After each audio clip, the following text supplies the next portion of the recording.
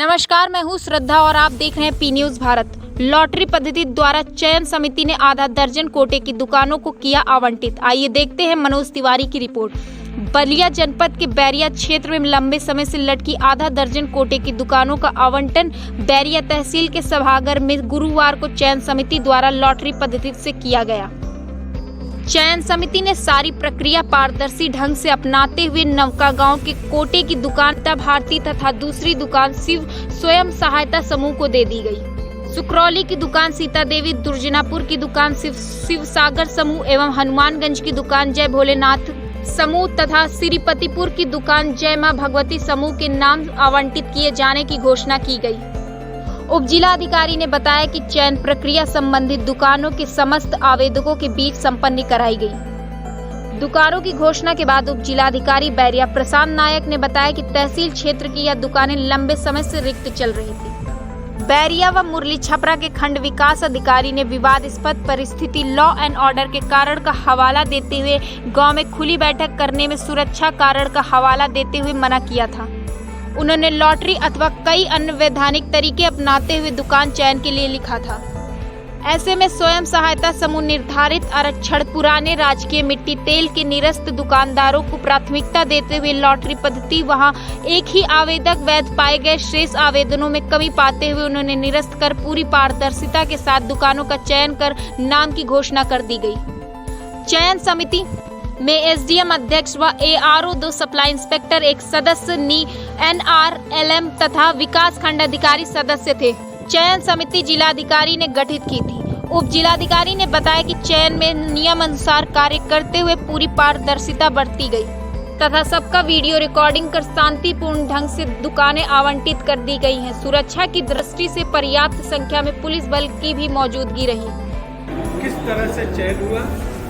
6 दुकानें थी अपने यहाँ और इसमें क्या हुआ? देखिए, हमारे यहाँ पे पूर्व में विज्ञप्ति निकाली गई थी जनवरी में भी, और सबको मौका देने के लिए 2 बार जो है हमने विज्ञप्ति का डेट बढ़ाया भी था आवेदन प्राप्त करने का। बीच में इलेक्शन की वजह से हमारे यहाँ आचार संहिता की वजह से लॉटरी नहीं निकाल पाए, तो 6 दुकानें ऐसी थी जहाँ पे ग्राम सभा की खुली बैठक करने का जो है प्रयत्न किया गया, लेकिन कुछ लॉ एंड ऑर्डर और कुछ परिस्थितियों की वजह से वहाँ पे बैठक कराना संभव नहीं हुआ। तो संबंधित ब्लॉक के वीडियो ने उसको लिखा कि संबंधित बैठक करा के प्रस्ताव कराना नहीं पॉसिबल है, इसका जो है चयन लॉटरी के माध्यम से कराया जा सकता है। कुछ काफ़ी पुरानी दुकानें थी, तो आज जो है हमारी चयन समिति जो है ये 6 दुकानों का जो है चयन समिति में चयन समिति में मैं था, हमारे 2 एआरओ साहब थे, 2 हमारे सप्लाई इंस्पेक्टर साहब हैं, हमारे ब्लॉक से वीडियो साहब के प्रतिनिधि थे, बाकी 2 हमारे एनआरएलएम से विशेष आमंत्रित सदस्य थे।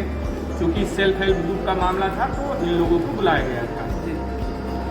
अब नौका गांव में 2 दुकानें थी। पहली दुकान की बात किया जाए तो वहां पे टोटल 4 एलिजिबल फॉर्म मिले, लेकिन एक स्वयं सहायता समूह शिव स्वयं सहायता समूह है। तो स्वयं सहायता समूह को शासनादेशानुसार पहली प्राथमिकता देनी है और पाए जाने पे दूसरे पे प्राथमिकता जो पुराने फुटकर मिट्टी के तेल के जो रहे हैं दुकानदार उनको, उसके बाद जो है फिर हमें इंडिविजुअल पे भी देखना है। तो उस पर हमको प्रायोरिटी ये देखना है। यहाँ पे शिव स्वयं सहायता समूह था, तो पहली प्राथमिकता के आधार पे यहाँ पे इनको अलॉट किया गया। दूसरी जगह नौका गांव के जो दूसरी दुकान थी वहाँ पे एक स्वयं सहायता समूह था और 3 व्यक्तिगत थे, और वो स्वयं सहायता समूह जो है एलिजिबल नहीं था, इसलिए बचे हुए 3 व्यक्तिगत में से लॉटरी के माध्यम से कराया गया था, जिसमें बबीता भारती पत्नी संतोष राम लॉटरी के माध्यम से हुआ।